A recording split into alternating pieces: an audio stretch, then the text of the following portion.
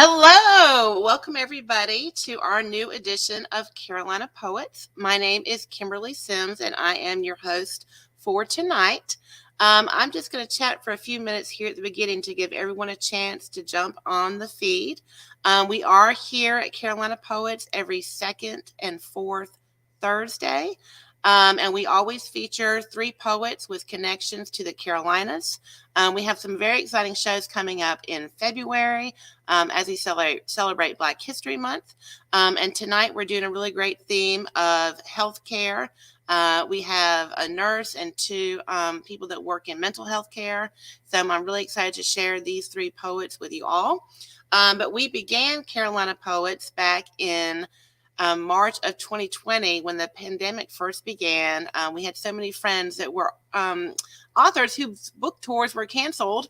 And I think we are still continuing to struggle with that as, we continue to battle COVID. So this has just been a great way for us to give a platform for poets with books out or spoken word poets and just kind of shine a spotlight on some of the great poets that we have here in the South.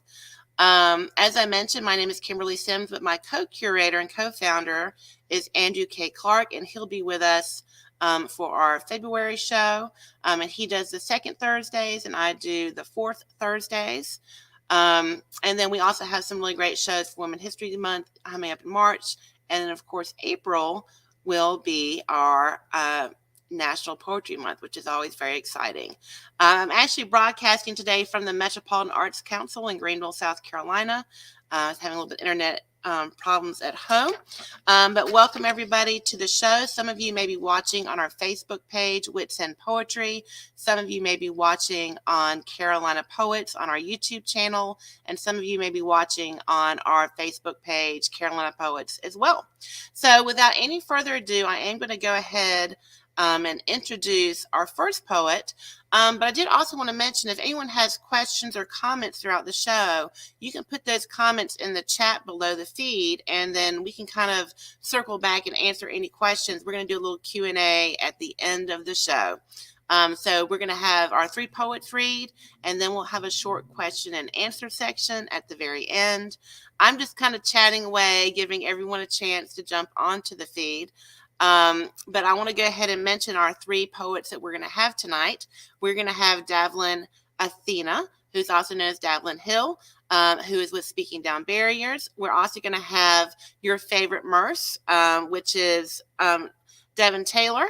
And then we are going to have JonKel, Jonathan Kelly, with us from South Florida. So I'm very excited to present these amazing poets for you tonight. But I'm going to go ahead and get started with our first poet, which is Davelyn Hill. And if you are jumping on later tonight, this broadcast is going to be archived both on our YouTube channel and also on our Facebook page. So feel free to share it with your friends. Davelyn Hill is a program director for Speaking Down Barriers. She is a master's in marriage and family therapy from Converse College, where she's completing her second master's in creative writing with an emphasis in poetry. Known as Davelyn Athena in some circles, she's also an author, poet, and intuitive painter. Davelyn Athena is a two-time Haiku Champion at Say What Haiku Slam through Wits End Poetry, and also a published author. So please give a warm welcome to Davelyn Athena. Hello, hello, hello. Welcome, So excited. welcome. Well, I'm going to hop backstage, and Davelyn, if you would just kind of say this is my last poem when you're finishing up, and I'll know to jump back on with you. All right, sounds good. I'm going to set my timer because I know that sometimes I can keep going and going. Love poetry, love reading, and so I'm going to set myself a little reminder. So, like Kimberly said, my name is Davelyn Athena, and I've had various roles over my life, and poet has been consistent amongst all those roles. So I'm excited to be able to share some of my poetry with you. The first one I'm going to start out with is called Black Love.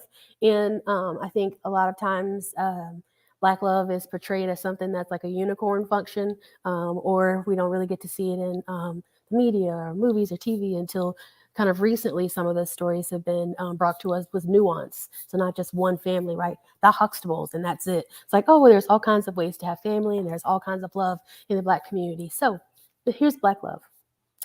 Tar, coal, soot, Coffee, molasses, dark wood. I'm on bended knee. Hair free, coils springing life, hips wide, sly smile, direct gaze, absorbing all the feels. Where you go, I will, my beloved. Your people will be my people, your God, my God. Leaning back to back like trees, we grow together, branches lifted, palms toward the sky. We keep each other safe. So I have been dealing with COVID on various levels. I had COVID myself, along with many of the members of my family. We had it together, and I have not experienced such sickness that was felt debilitating in so many ways. And I'm just going to share a poem with you. I wrote about. It's called COVID-19 Positive. On December 31st, I lay in my bedroom at my parents' house. The oversized green comforter with white flowers holds me firmly in place. I am welcoming the new year, and COVID is attacking my body. The virus is replicating and infecting me from my braids on my head to the blue confetti painted toes. My left eye pulses and throbs like a strobe light, colors dancing behind my eyelids. Inhale, exhale. My lungs crackle and pop while my heart races towards some make believe finish line. I put my right hand on my chest to soothe my heart. The fingers in my left hand refuse to straighten from pain. My left leg, a Charlie horse, galloping wildly. I wonder if my heart and feet are running in the same direction. The sounds of birds chirping catches my attention. A flock of birds. They are beautiful, white with sequins all over. They fly just above the post of my bed. I am hot, but I don't have enough energy to remove the covers.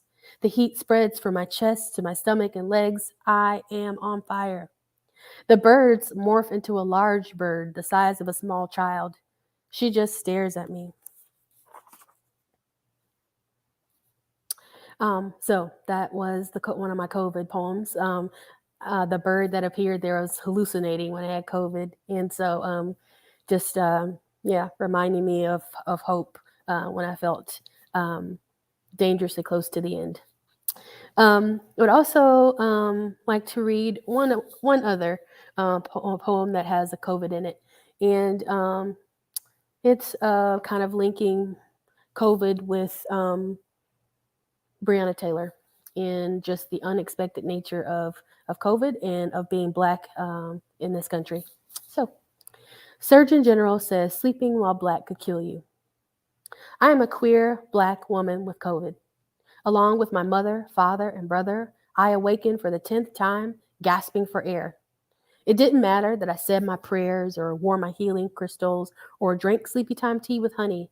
The virus still attacked my body like the rioters who attacked the Capitol, red hot with fever and rage. I slept covered in a thin white sheet, surrounded by my childhood memories in frames. The dreams come. I am shot in my sleep. I wake up for the 11th time, startled, unlike Breonna Taylor, who never awakened, covered in a thin white sheet. So I think part of growing up, dealing with insecurity, all kinds of insecurities. For some reason, I got that perfection was the way to go, and that you being perfect was something to actually aim for. Didn't know that it was a myth of a aristocracy that any of us can be perfect, and so it caused me to always look for other people for validation. So, in this poem, even though it's called My Mother May I, it's really asking the world, Mother May I, do I have permission? Here it is, Mother May I. My mother says, what's the matter with your hair? Why don't you tame it? You'll never get a job or a man with hair that looks like you don't care. I pick up my afro, curly strands shimmer in the bathroom mirror. My mother says, are you sure you want to eat that? Why don't you go on a diet? You'll never get a job or a man with a body like that, carrying all that fat. Looks like you don't care. I slowly chew my snickerdoodle and swallow. My mother says, you just don't care. I walk out the door, stomach smiling, with my pick in my hair. Let me check the time here. Oh, sweet. So even though the poem is like Mother May I feel like there's so many people trying to tell tell everybody. We have things that Black people should do, how you should wear your hair, how you should carry yourself, but we are not alone. There's ways for each and every person to be. You know, men should be like this, women should be like this, white people should be like this. I feel like there's this unspoken rules that are, you know, trying to direct the behavior of everyone, but then who's the one giving the rules? So I'm asking permission, but really I'm doing what I want to do because, you know, I want to kind of live authentically. Some other things that I write about alongside being Black is my relationship with God and the way that works out in my life. And so I wrote a psalm. So there's 150 psalms in the Bible, and I wrote Psalm 151. So, you know, you might think that's a little bit of hubris to add to the Bible, but I am seeing it as adding to the sacredness of life and the sacredness of how to walk that out. So here's Psalm 151. She walks on water, fury in each step, displacing oceans. Fire on her breath, a black mist swirls the color of her skin, leaving ashes behind. Selah. Ebony people's tears fill her fists and become storms. Weapons be thunder and lightning. Her let there be brings down white houses and fills graves. Selah. Peace on her tongue and lullabies comfort us, root us in black love. Each word waters dry hearts. A softness comes. It flows. Selah. In the force of her energy, I cannot stand. Kneeling down feels right. Prayers rise from my stomach. She inhales them and exhales joy and laughter and peace and abundance. And all creation sings, Ashe and Amen. We'll keep with the Psalms. This is a short psalm in honor of Ahmaud Arbery, Trayvon Martin, and Breonna Taylor. Trayvon, because I feel like his murder sparked a movement, sparked more knowledge, kind of in direction being paid to Black lives and kind of starting the Black Lives Movement. And then this past kind of years with Breonna Taylor and Ahmaud Arbery, just being at the top of mind when I think of folks who were murdered. So here we go. A psalm of Ahmaud, Trayvon, and Breonna. Jogging in the middle of the day, wearing gray shorts and a black hoodie, shots fired. Selah. Grabbing sweet tea and rainbow-colored candies from a corner mart, walking in the neighborhood, shots fired. Selah. Sleeping from the stress of the day, listening to hearts through stethoscope, making 911 house calls, shots fired. Selah. And amen.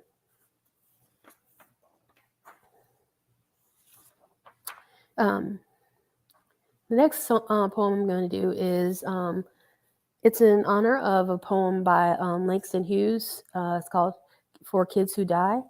And I wanted to write it after I saw the story of Micaiah, who was in an argument with girls in the neighborhood, and there was a knife involved, and she was shot by a police officer and murdered. And so just when kids are dying, there's something that is wrong, you know, with the world. And so how can we make it better? So for me, calling attention to untimely deaths and murders of children is something that I need to do. I need to do something about. So this is where I begin. In honor of Micaiah, after For Kids Who Die by Langston Hughes. Kids will die. Black kids will die. Protecting themselves. Black kids will die. After calling the police, Black kids will die. Holding a knife. Black kids will die. Killed by police. Black kids will die. Surrounded by other kids, Black kids will die. Playing with a toy gun, walking home with snacks, hand raised with fear in their eyes. Black kids will die until they don't.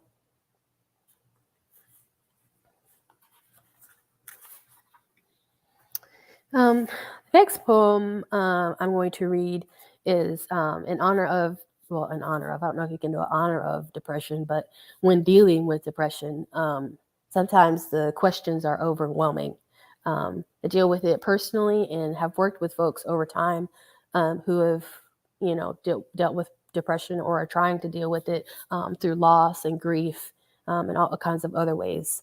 I have the privilege of working with folks as they're dealing with grief and just coaching them through it. And a lot of times it's the validation of questions are okay. Nobody knows the answers to why, and I don't want to give one of those answers that's like packaged and ready made. Like, why did this happen? Oh, sometimes God's brightest stars, he wants to bring them home. And you're like, what? Like, I'm glad for people who that brings hope and encouragement. For many folks, that does not bring hope and encouragement. It's a space to really talk about the questions. So I wrote a poem called I Have Questions. It's After I Know Why the Caged Bird Sings by Maya Angelou. I don't know why the caged bird sings. Does it love the bars that hold it in captivity? Feel protected by them? Does it enjoy the illusion of freedom? Because its song goes out into the world, but its wings can't? I'm not sure the caged bird sings. Is it about the happy space in the cage? Does it enjoy visits from humans? Why does the caged bird sing? It's a song of longing that I don't understand. Is it the bird song of an alarm telling all the free birds, beware the master?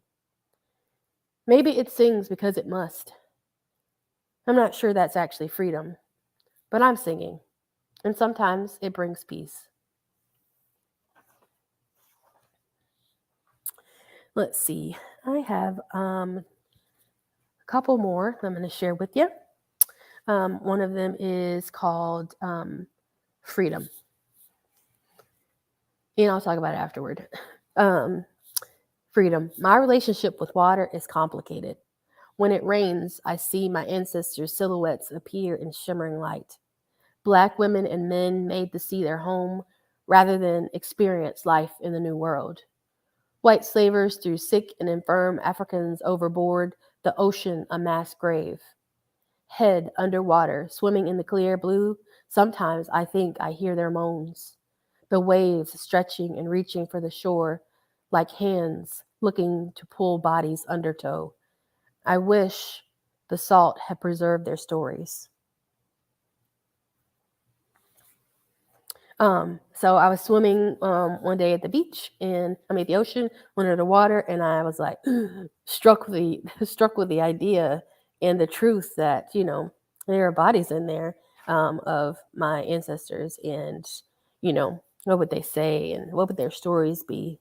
And so I do wish the salt had preserved stories. Um, let's see. I think I have time for two more. So this is called Vibrations. And it's about kind of who's at the center of the work that you're doing, or the work that I'm doing. I do work with Speaking on Barriers. I'm the executive director, and our mission is equity for all. And so when I think about equity, I think about who's in the frame, who's in the center. Because I feel like if the people in the center, if their lives are full and rich and they have everything they need to thrive and survive, then for me, that means the rest of us are also getting it, right? Because there are those that top the hierarchy that are going to have what they need. And if we provide for the people also who are at the edge of the margins, then people in the middle, I think, will also get what they need. So vibrations is my thoughts around who's in the frame. Vibrations. Mirror like a picture of 1,000 words. My face is in the frame. Affirmations, thousands of them. Healer, beautiful. Who is in your frame? You, a picture, your 1,000 words, powerful, magic. Let's put our frames together. Make a new world. What we think and say, we create. The world. Let's build a beautiful picture that becomes our reality. You got what? Did you say one more, I Davelyn? think I think I'm good. Actually, that was the last one on my page. I was like, what am I gonna do? I was gonna reach over. Well, this worked great. Yay! Well, that was amazing. Oh my gosh! Like I was just Thank writing you. down all these like lines that were so like amazing, and the comments have been phenomenal. So thank you so much for blessing our microphone Thank you so much for with asking. Yay. your poetic beauty. And I really, love the way I love the one about the water and freedom. Mm, I love what you mentioned about wishing that salt could preserve our stories. That was just a really beautiful sentiment. So thank you so much for sharing with us today. And I have shared the link for Speaking Down Barriers, but I think at the end maybe we can have a little chat more about what you guys do, because I know Devon, our favorite Murse, is also involved in that. So, well, great. all right, sounds good. Thank Thanks you, so much. Devlin. All right, bye bye. And also, I'm going to share Davlin's Instagram. Please, a lot of these poets have got, books and CDs. But even if you cannot support them by buying something, just following a poet or an author on Instagram is a huge help, because they can use those numbers when they're approaching publishers. So definitely support our poets tonight. And at a minimum, I hope that you can follow them on Instagram. Our next poet is going to be Your Favorite Murse, RN. We're going to add those initials are new, RN. And he is a male CVICU nurse, poet, father, and vlogger. He is regularly featured on Sunday nights at Wits End Poetry, as well as other regional poetry shows. He currently resides in Greenville, South Carolina, whereas he is a cardiovascular intensive care nurse, and his vlog is Memories of a Murse. Welcome, Your Favorite Murse. Thank you for having me. Definitely excited to be on this platform and talk a little bit about what it is I do and share some of my poetry with Awesome, all you guys and with awesome. your audience. Um, Yay. Well, I'm going to jump backstage and let you have the floor here. But if you would just kind of say, this is going to be my last one, and I'll know to jump back on with you at the end. okay. Oops. Got to take me. All right, everybody. So my name is Devon Taylor, RN. Like she said, I am a cardiovascular intensive care nurse. Just graduated nursing school at the end of December, and a lot of my poetry, the things that I write, have a lot of healthcare themes. I always talk about nursing in probably at least every poem that I write, because nursing is a big part of my life, and nursing school definitely changes you, and it changes you in a lot of different ways. And the first piece that I want to share with you guys tonight is the first piece that I ever wrote when I was inspired to start picking up a pen and writing poetry. And with nursing school, it can be rough. It's definitely one of the biggest challenges of my life. It changes you, intellectually. It changes you as a person, interpersonally. It also it can change your relationships, change how you view relationships. And they always say that nursing school is number one cause of breakups and divorces. And when I heard that, I was like, that's not going to be me. But unfortunately, I did, become that statistic that had a failed relationship due to nursing school. And this first poem I wrote is called Endgame, and it talks a little bit about that how I had great loss and depression, but even through all of that, I was able to find myself again and find my new power in my new role in my new life as a nurse. So, with no more ado, this is Endgame. Question: is a villain still a villain if you feel him? If his means are chaotic, but the end is good, is it still justice? Does the hate that's innate resonate with you because you relate? Trauma bonded with my nemesis. Seeing you with him gives me emesis and I vomit. Zofran doesn't even help for this kind of nausea. Y'all make me sick. Painted me like narcissistic villain. Weren't very heroic your damn self. Live life like damsel in distress. But the difference between you and me is that this pandemic has radiated superhero energy into me, and now I'm inevitable. Imagine walking into a room with enough knowledge and skill to save the life of everybody in that motherfucker, but not enough knowledge and skill to save the life of your own marriage. Always felt inadequate in your space, in the same galaxy, but still light years apart, consistently failing at the guardianship requisite of a husband. But I mandated therapy for myself. You elected for elective surgery for yourself, cutting for your losses, investing in replacements. And it's ironic you want a gastric sleeve because we've always had a way of bypassing the work necessary to lose the weight of our baggage. And it's no wonder you can't stomach this.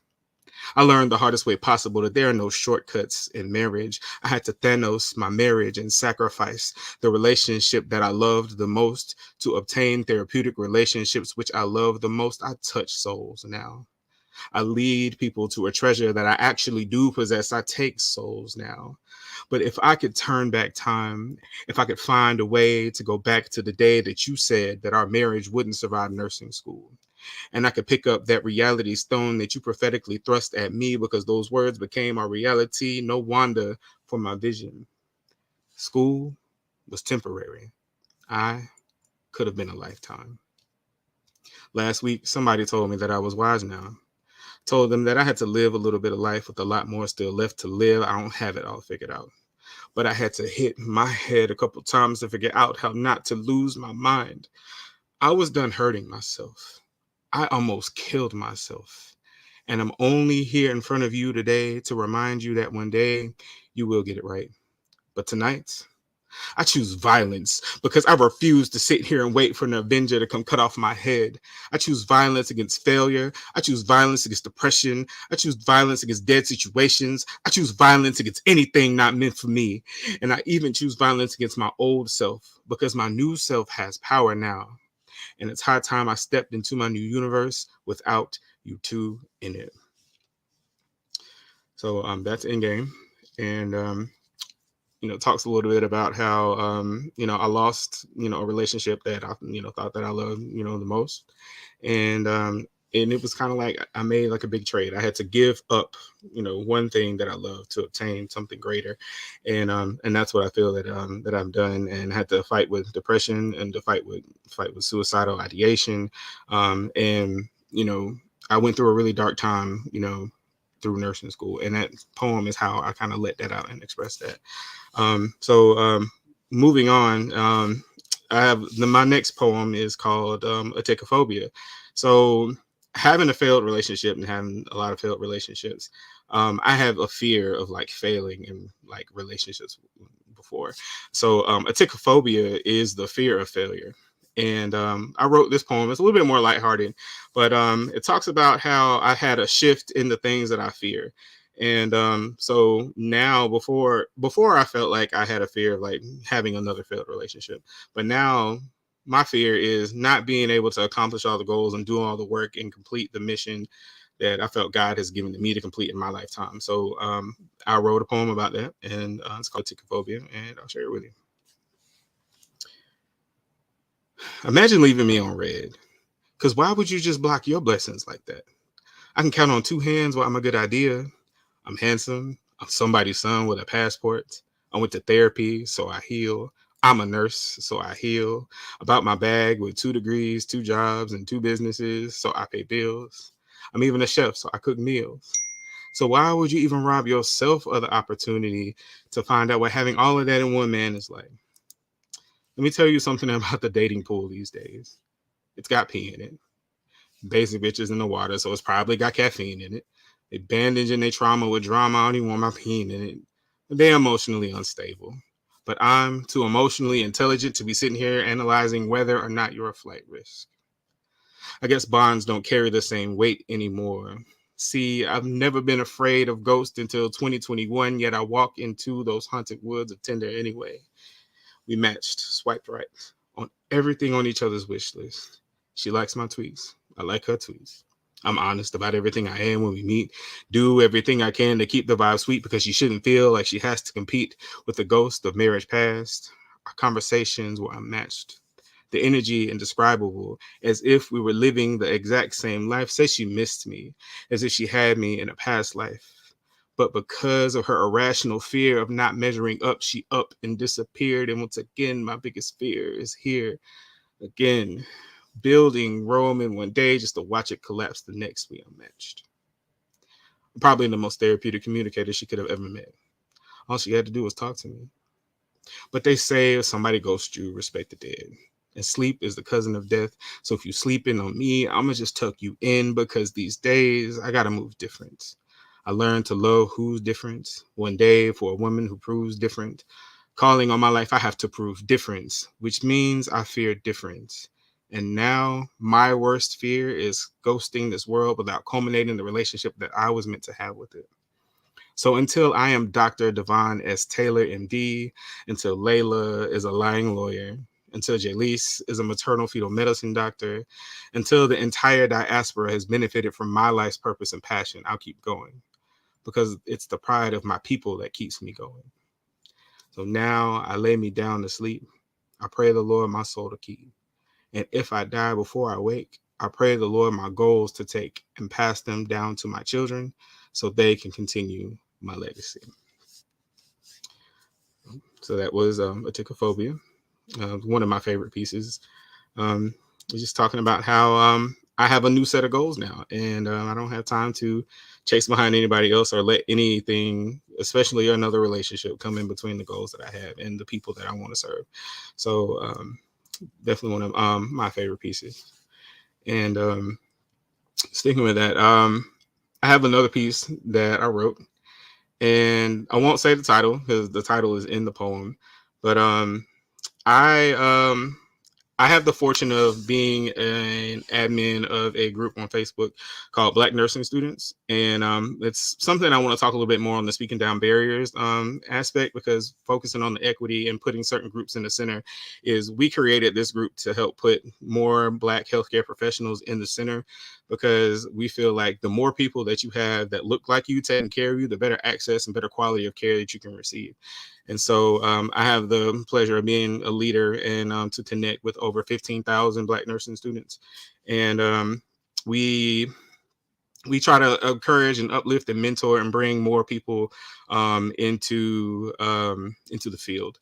And so we kind of discuss a lot of the things that we see. So this poem was kind of inspired because we have people that get the wrong idea about nursing and like want to be nurses because they think it's cute or think it's fun, or they saw Grey's Anatomy or ER and they want to, go to the hospital and have fun, nice careers and wear cute scrubs and do all kinds of things. So, but nursing is a service of the heart, and you have to really love it, and you have to love this field on days that it doesn't love you back, because there are several days where it's going to feel like it doesn't love you back. And so I wrote a poem, and it's kind of targeted to the people who have a huge misunderstanding of what it's like to be a nurse. So without further ado, so my next piece. 10 reasons why you shouldn't be a nurse. 1. You only want to be a nurse because you saw some cute scrubs on Instagram? Nursing is not for you, because ain't a goddamn thing cute about waking up and eating trauma for breakfast at 7 o'clock in the morning. We just make that shit look good. Also, this is nothing like Grey's Anatomy. 2, we ain't in it just for the money, honey, but I am in it for the honeys with the money. 3, if you don't know how to talk to people, go ahead and sit this one out, because this, what you see on this YouTube feed, is walking, talking therapy. Communication is the rope that either pulls someone out of a dark place or puts them in a dark place forever. The difference between life and death is literally one misplaced word. So if you don't know how to speak life, then shut the whole fuck up and go play with somebody else's career respectfully. 4, labor and delivery is not all sunshine and rainbows. It's not just the first whiff of newborns and tightly swaddled infants. L&D is the OR that smells like the pennies in your grandfather's Crown Royal bag. Room permeated with the scent of iron, painted scarlet red with blood because your patient has just had a postpartum hemorrhage from her emergency C-section. But it's also the butterflies that we use on the doors to signify to all the passersby that this mother's child has died. Are you sure you can stomach that? 5, Becky's, Karen's, and Susan's need not apply. Not saying if your name is Becky, Karen, or Susan that you shouldn't apply, but if you have the potential to go viral for racist, ignorant, and self-centered viewpoints, then check your white privilege at the door and then go talk to your primary care provider about if being a nurse is actually right for you. 6, if you don't think COVID is real, this is not for you. 7, if you have a weak stomach or thin skin, this is not for you. One or the other has to be strong. 8, if you don't drink alcohol or espresso, this is not for you, because nurses call the shots, but we also take them. And 9, if you ever once in your life said they're just nurses, oh, this is definitely not for you. And last but not least, 10, If you're not a team player, I'm gonna need you to go pick another extreme sport, because the squad that you have around here will either make or break your day.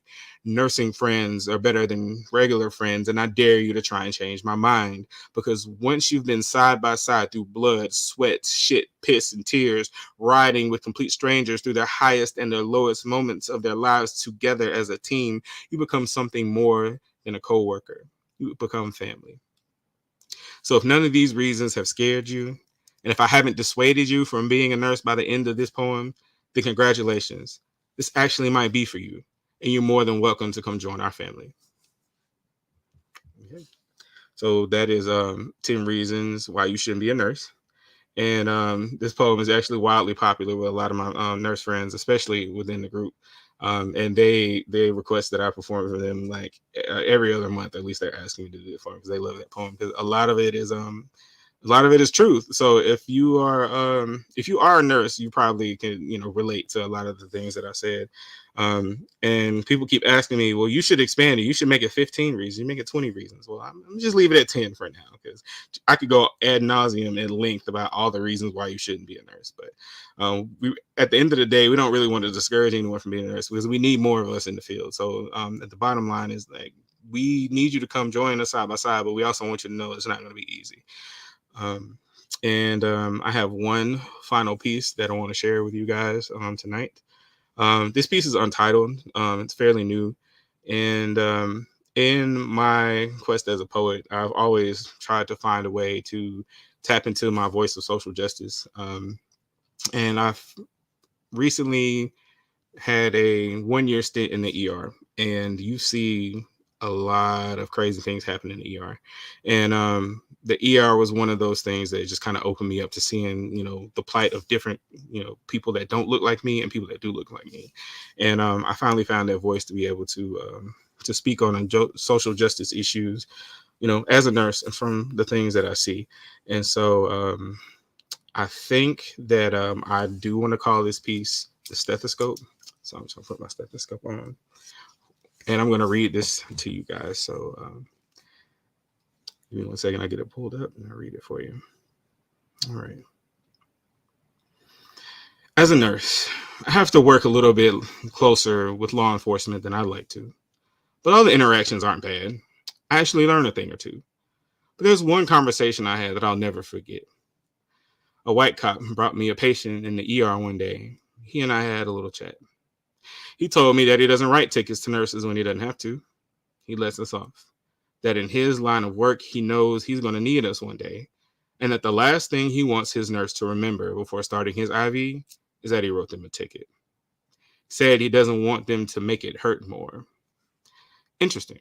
I'll give him that. I'm pretty damn good at IVs, but I might miss on a cop that wrote me a ticket. Then I really got to thinking, does my black life matter more when it's the very one saving yours?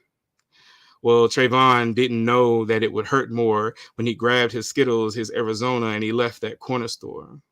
And Eric didn't know that it would hurt more when he was in that chokehold and pinned to the floor. And Brianna didn't know that it would hurt more when they stormed her door and used bullets to silence her snore. And Sandra didn't know that it would hurt more when they left her for dead with no more respect than a common whore.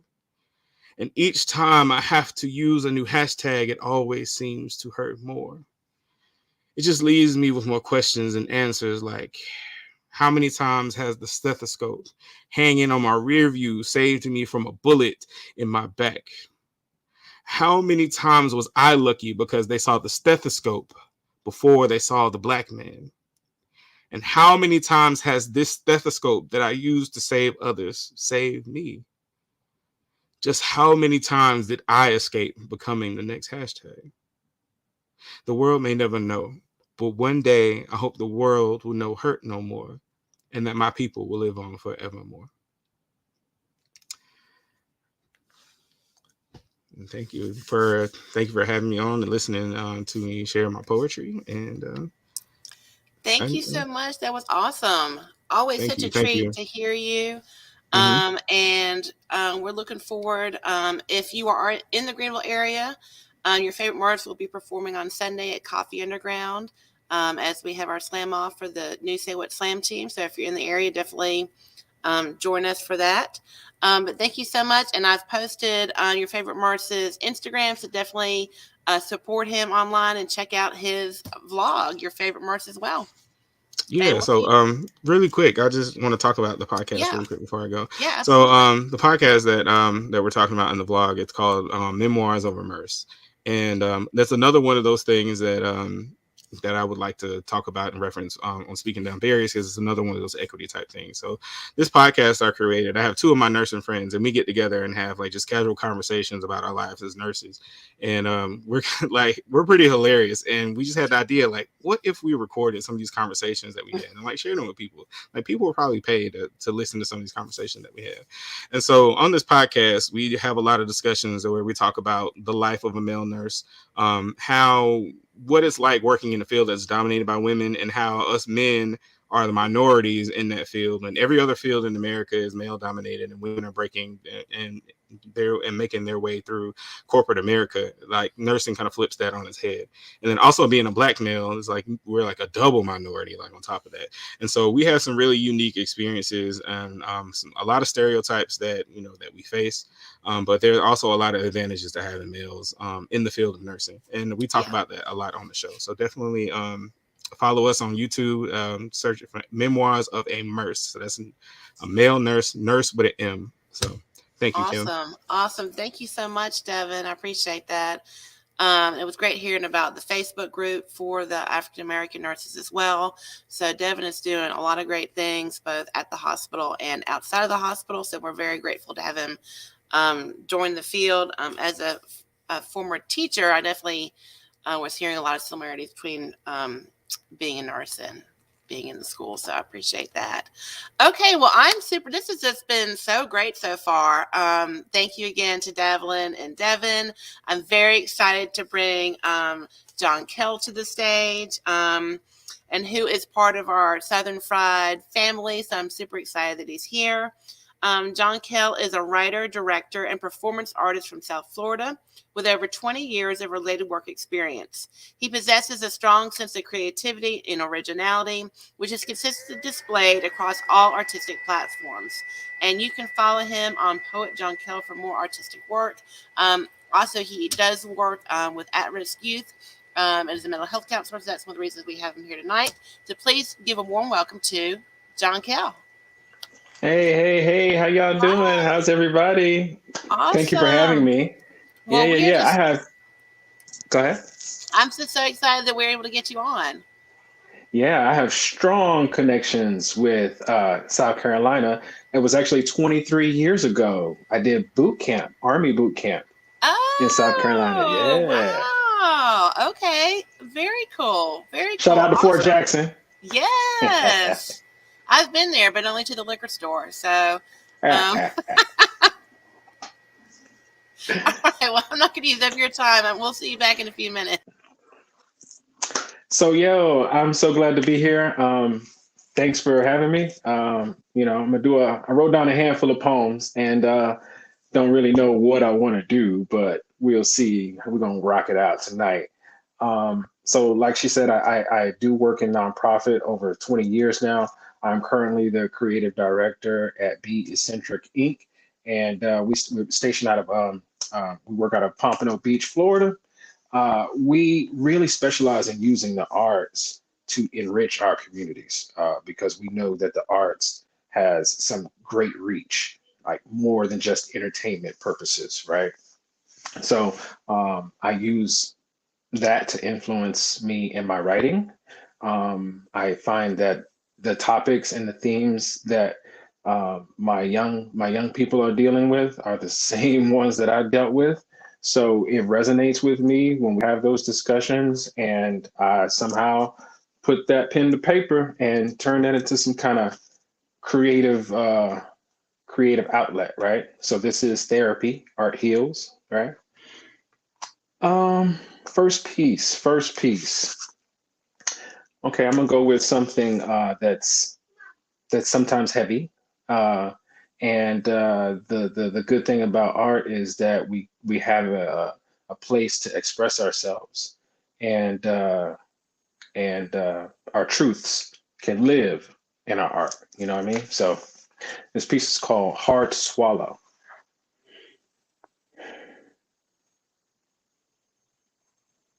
Over 30 years, I've written hundreds of poems, but some thoughts never made their way from brain to page. It's like the signals weren't making contact with the nerves in my right hand. The words got clogged in my esophagus by the frog in my throat named fear. This poison gets trapped in my bowels and it festers until it causes a cancer in my relationships with women. She said she wanted to play a game.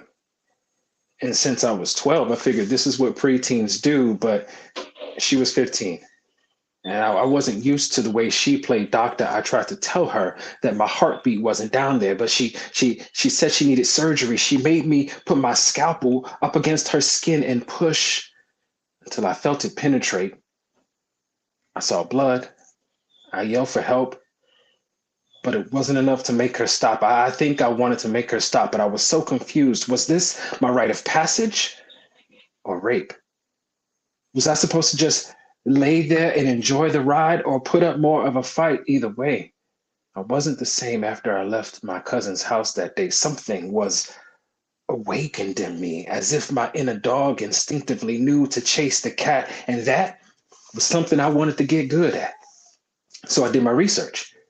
I stared intently at women who wore tube tops and miniskirts.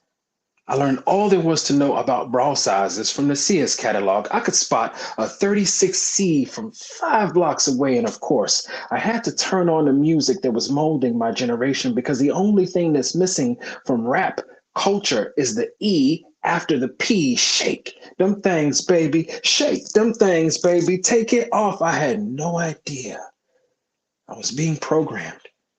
And all I had to do was tune in. They put the instructions in the lyrics, face down, because her mind is what I want furthest away from me. Butt up, because I've been craving this taste on my palate ever since they exploited Sarah Bartman. Real or fake, she's just body parts. Why should I care what great lengths women go through to enhance their features? If it's botched, call her collateral damage. If she dies, call her a casualty of war. She said she wanted to play a game. And by now I was a mature 16, and because she was my mom's friend, twice my age, she thought that she would teach me. Little did she know. I had this miseducation before I had a single strand of hair on my chest. I lost sight of eye-to-eye contact because of her chest, just like a pirate getting booty from her chest. I too was robbed of my treasure. And over 20-something years later, I'm still trying to salvage the most valuable pieces of me. I do not have the answers, but at least I got the feeling back in my right hand, and the frog is out of my throat. So, thank you. That was my first piece. And like I said in the beginning of that piece, man, I've written so much work, and I didn't write that until many years, right? So sometimes it can take some time. It can take some time to process, right? These things that we go through, these traumas.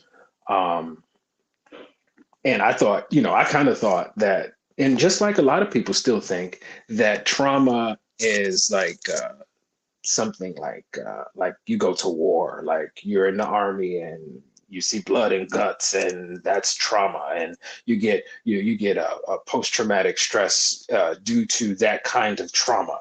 But I didn't until I started learning. I was like, oh, I was already dealing with that kind of trauma as a kid. Oh my gosh. And I didn't know it because it was my norm. Right. So I was really into like cars, and like growing up in the hood, like we used to sit on the stoop and be like, that's my car. Oh, that's my car. We didn't know anything. Right. So I challenged myself because there's nothing new under the sun, right? When it comes to these words and, that we put on page. So the challenge is to be creative, be original, be unique, come up with another way to say the same thing that's been said, right? And the reason that we have to keep saying the same messages is because people have to be beat over the head until they get it, right?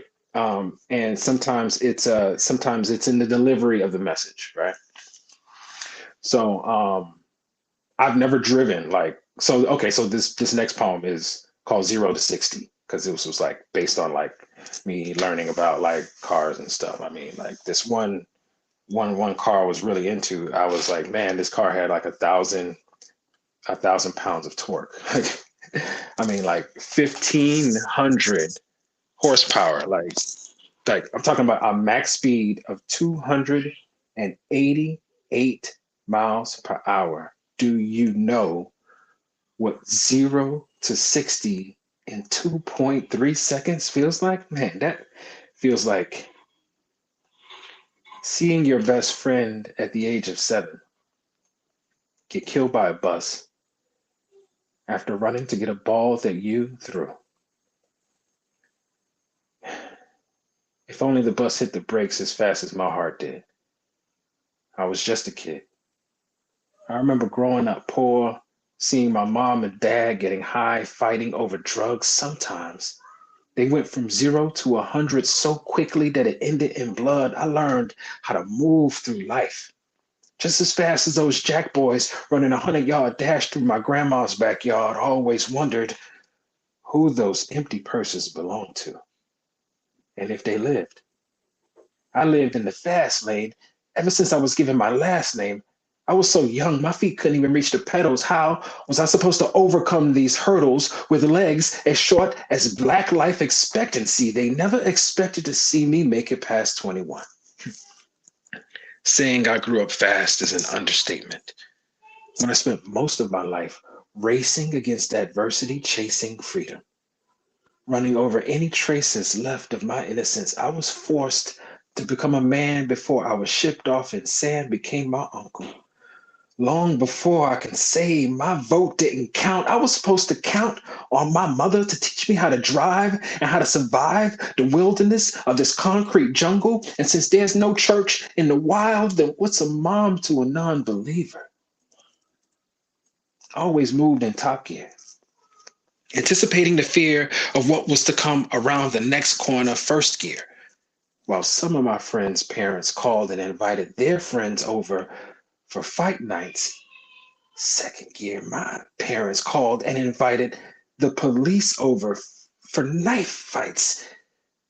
To a child, domestic violence feels like war. Third gear, walking around the house on eggshells, setting off landmines, dodging bullets and bombs. I didn't need to play pretend with little green army men. I didn't need to go overseas to oversee the damage that was done. Fourth gear, dreams, broken like limbs. These battle scars may never heal. Sometimes I pinched myself to see if it was real, and it was. I never woke up from that nightmare. Fifth gear, I could still feel the tight grip of depression's hands around my neck, taking away my breath, choking me in my sleep. Sixth gear, homeless by the age of 15, scraping up pennies for food to eat. Stop.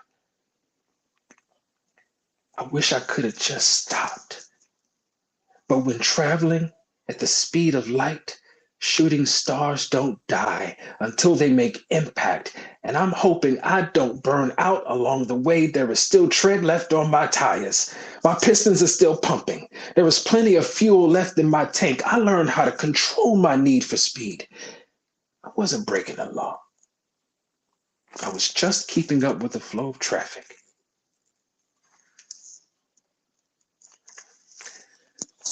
Whew, so that's 0 to 60. I'm so glad I didn't have to do that in slam time, because that's hard to get in under 3:10.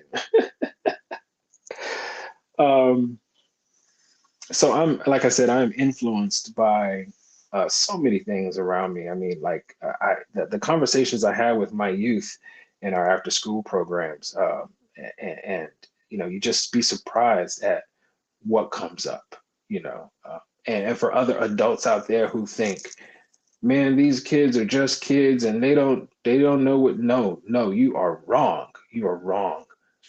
They are not just kids. They have emotions, they have feelings, they are dealing with heaviness every day, right? Of course, that heaviness can be in the form of bullying. And I was bullied, as a kid, like so many of us were. And if it wasn't for one thing, it was for another. And then if it wasn't for that thing, they made up a new thing, right? So this next piece is called Skin Deep. And I try to also, again, challenge myself to reach outside of just how I was affected and think about how people in the world can be affected.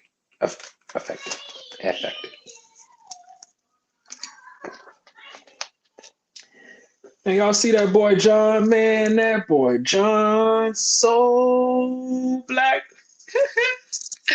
You can only see him at night when he smiles.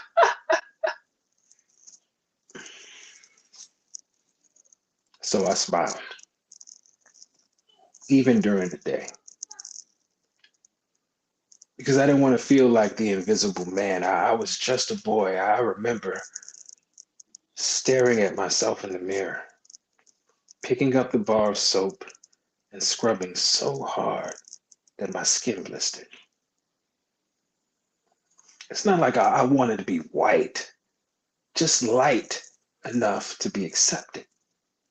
So I tried to wash away my insecurities, even if it meant erasing a part of me.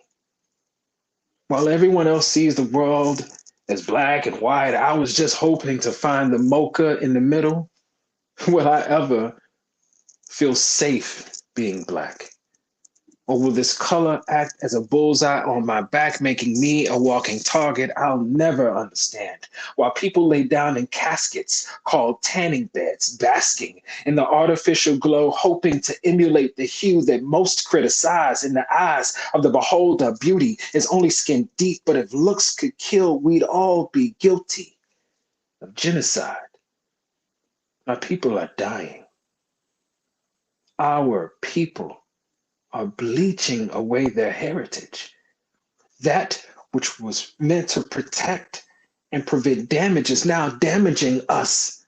Our people are dying for vanity. Globally, people of color spend $10 billion per year on skin bleaching products. Whitewashing has never been more profitable. Black woman bleaches her skin to become the next biggest star in Hollywood. Brown woman bleaches her skin to become the next biggest star in Bollywood, from the US to India. How many more layers of the epidermis do we have to peel back before we get to the root of the problem? It's not us, it's them. These corporations are peddling poisons to our people, perpetuating the plight of our pigmentation. Will we ever feel comfortable in our own skin? Because I feel like I've been wearing mine 2 sizes too small. But now, whenever I feel the need to make alterations, I'm reminded that this birthday suit was custom fitted and tailor made by him just for me. They tried to tell me my skin was stained. But what they didn't know is that black is the most difficult spot to remove. You can't just wipe me away. My skin is more than just a color. It's more like armor, shielding me from the hatred that beams down from the lighter hue. My skin is elastic, stretching something from nothing far beyond the reach of my oppressors, along with the ability to bounce back. My skin makes me resilient. My melanin makes me magical, because who said stars are the only beauty that you see in the dark? I got one more before I get out of here, you guys. I want to thank you guys for rocking with us tonight. Um, I'm kind of weird. I'm kind of weird because like, comic books and, growing up one of those kids, which we didn't know, like, and it's cool to be a nerd now. Like if you're a nerd now, like you are like somebody is like all of the Marvel universe, like, like so much stuff, right? You have a wealth of knowledge that regular people don't have. So one day I was watching. I don't like to, but I watch some political commentary, and that stuff can make you. It could drive you crazy, right? So sometimes, it motivates me to get the pen moving. I wrote this piece called "Invasion." Hope you like it. It's the last one. Thank you so much, you guys. Right, here we go. So most people think I'm weird just because I believe in aliens. And you might even think I'm crazy if I told you that I seen them with my own two eyes.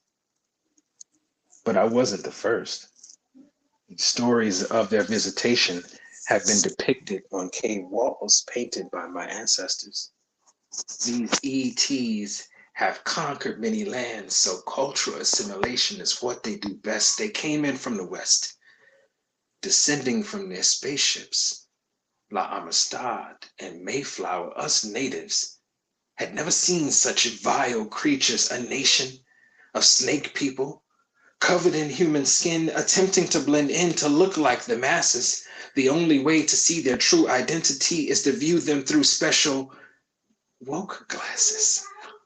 Just like in the movies, they live amongst us, beaming us up, poking and prodding us with probes. Alien abductions have a way of resembling auction blocks.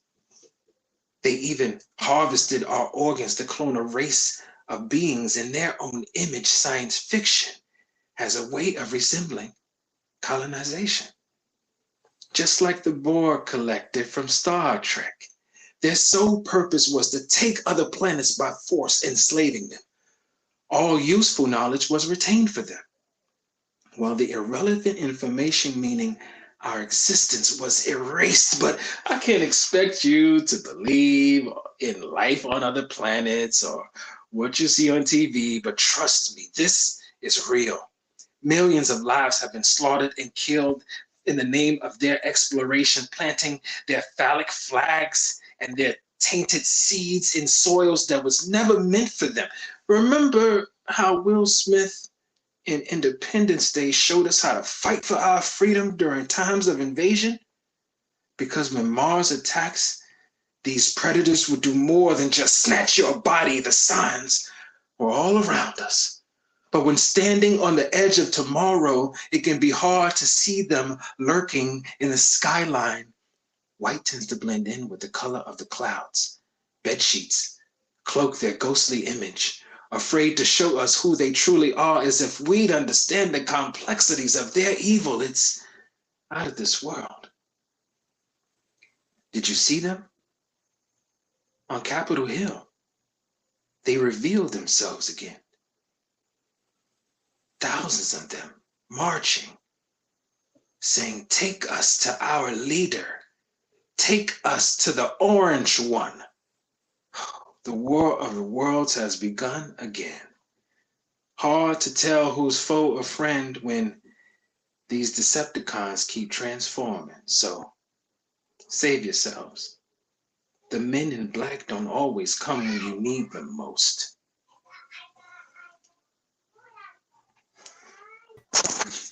That was fabulous. Thank Thank you you. so much. And I think it's great too. I'm going to bring Devon and Devon on here in a little bit, but I love the fact too. We had Devon doing a poem with all the Marvel references earlier, and then this kind of got brought back in again here at the end. So very timely as well for that last one. So thank you for that. And so you work with youth in South Florida. And are those kids that are coming out of a particular school system, or they're just kids in the community, or? Yeah, all over. Parents call us sometimes, and we do, individual sessions like that. But schools call us too. So we're actually in elementary, middle, and high schools. Wow, that's fabulous. Awesome. Well, I'm going to bring Davelyn on here with us so we can have a little chat. And I think I'll bring Devon on in just a second. But I thought that maybe, Davelyn, we could start with, I noticed the second to last poem that JonKel did was kind of on the colorism. And I don't know if that's an issue that you kind of speak to with your work with speaking down barriers, because it's not something you really hear a lot about. So we have affinity spaces where people of like skin hues will like to get together. So there's Healing Us, which is a space for Black folks, and Learning Us, which is a space for white folks, and Seeing Us, which is a space for Latinx folks. I realize that isn't everybody, but we're just starting with those groups. And so in the healing space, we do talk about colorism some. Just the hierarchy that was built to oppress everyone. It goes from the lightest skin colors all the way down to the darkest skin colors were impacted with not only economic pressure, but also just pressure to survive and be a certain kind of person that makes you worthy, which is ridiculous. And so it filters its way into how we react as Black people as well, because the people at the lighter end of the spectrum often experience opportunities, a little more opportunities. However, let me say clearly that even though they might experience a few different privileges, it is still oppression. So we don't want to get into the oppression Olympics about who's suffering the worst. Yeah, so I think it's a conversation. It's also hair texture gets in there, like it's so weird. It's like we got to just dismantle the systems. That's all I got to say. And I know that kids experience bullying is such a big issue today, and that's a big part of that poem too, JonKel. Is that something that you work with kids with? They're helping them deal with bullying in their lives. Yeah, and it's really it's a vicious cycle because bullying then can lead to other unhealthy behavior.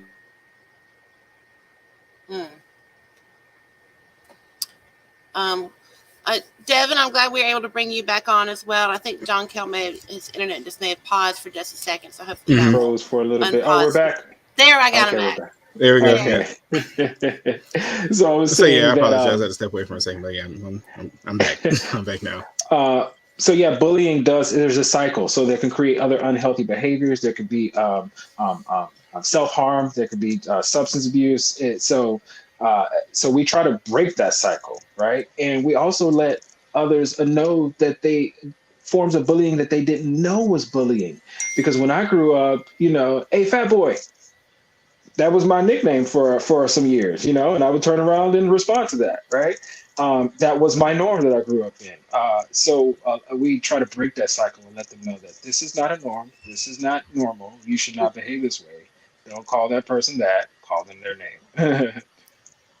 Well, great. And I thought it was really interesting tonight because there were so many similar themes in everybody's work. Because I noticed Your Favorite Murse, you had a lot about mental health in your poetry.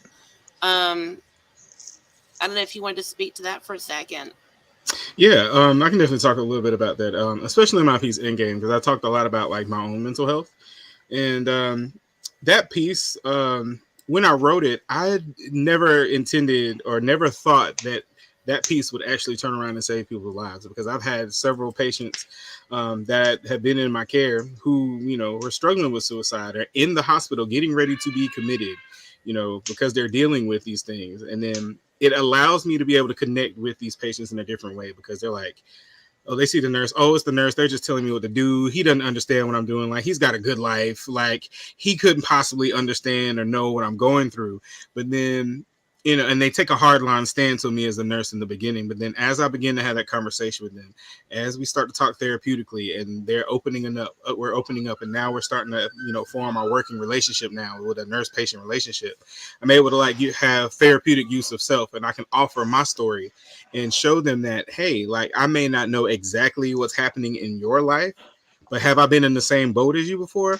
Absolutely. And so, and I tell them that poem, and then they're like, wow, oh my goodness, I can't believe that you actually dealt with suicide. And it'll be patients who have the same thing. They'll have a spouse that cheated on them, or have a spouse that leaves them, and now they think their life is over.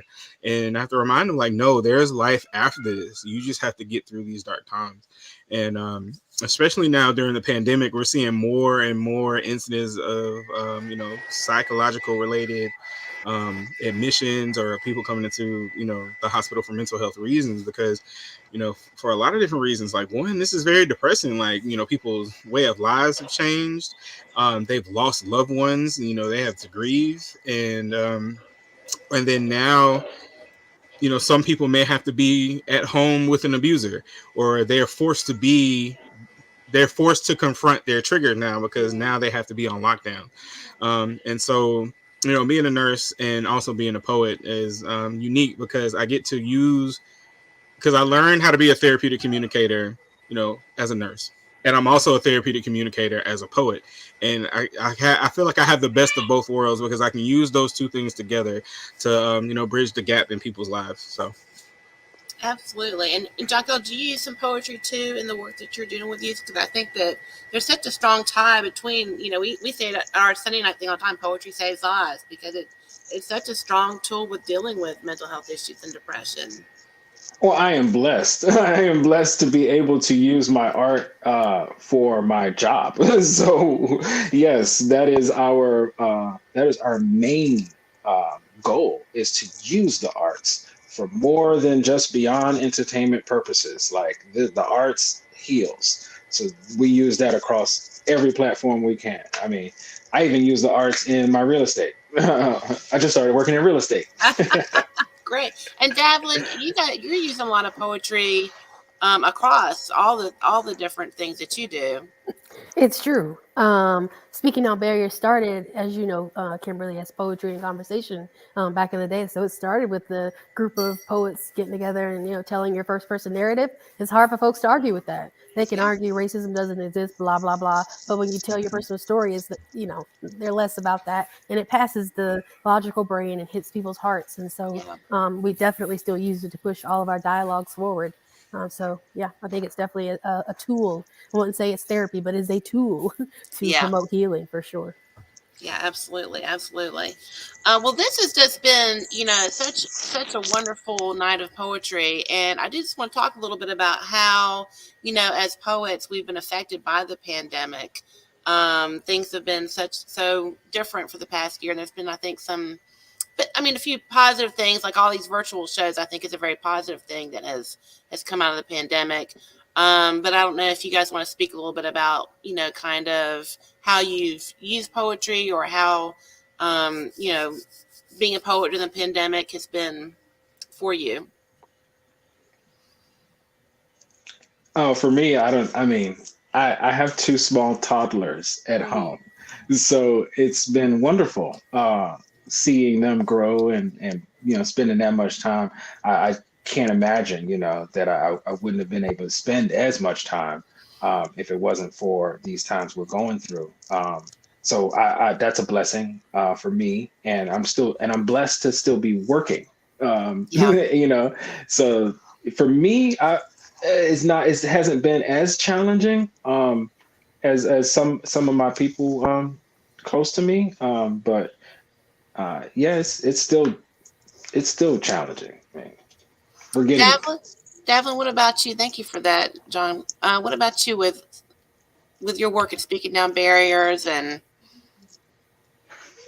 So yeah, the pandemic has been awful.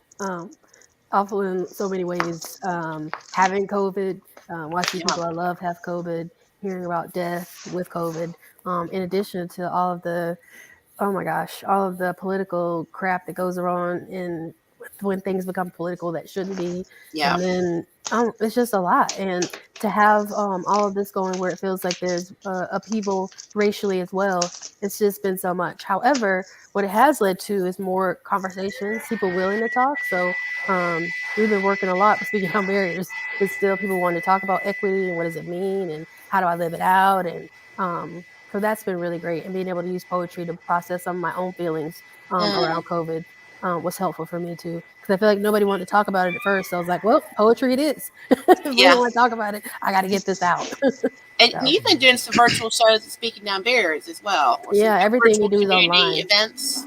Everything's virtual right now. So, and you could go through at the website and we have a link tree and we're still doing meetings. We're just doing it online. And that has helped actually to be able to have a broader audience of folks, not just in South Carolina, but the South, the whole South is a portal. And I heard from Sarah Makiba says that the South is a portal and I love it. So we're Great. excited about that.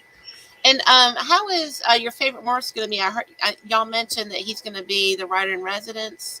Yeah, we have a spotlight artist, and we started that last year. They served for 4 months and come to our meetings and everything. So we're excited about Your Favorite Murse joining us for the next 4 months, starting in February.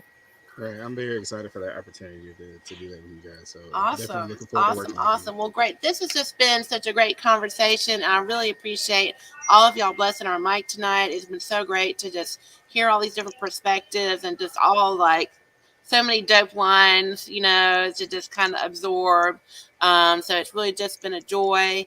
Definitely check these poets out and on Instagram, and please share this feed on your page so that we can kind of continue to spread the word. Definitely follow us on Carolina Poets, our YouTube channel. There's tons and tons of poetry up there. So definitely check that out. And if you're in the upstate, come and visit us on the Sunday at Coffee Underground. But thank you all. JonKel, did you want to say anything or give any shout outs before we close out tonight? Check out the website, beeccentric.com. Okay. To see what we got going on. That's it. beeccentric.com, and we've got Speaking Down Barriers. I put that link into the chat earlier, as well as everyone's Instagram feeds. And of course, I'm at Kimberly Simms on Instagram, and we are at Carolina Poets. Yes, oh, sir. My bad. It's org. Okay. .org. .org. Okay, beeccentric.org. I'm sure if we Google it or find you on Facebook, it'll come right up. So, but thank y'all all for blessing us tonight with your wisdom and your words. Thanks for the opportunity. And we will hopefully see everyone in the audience back here for our 2 Black History Month shows that we're going to be doing in February. We've been Carolina Poets. Y'all have a great night. Great. Bye-bye.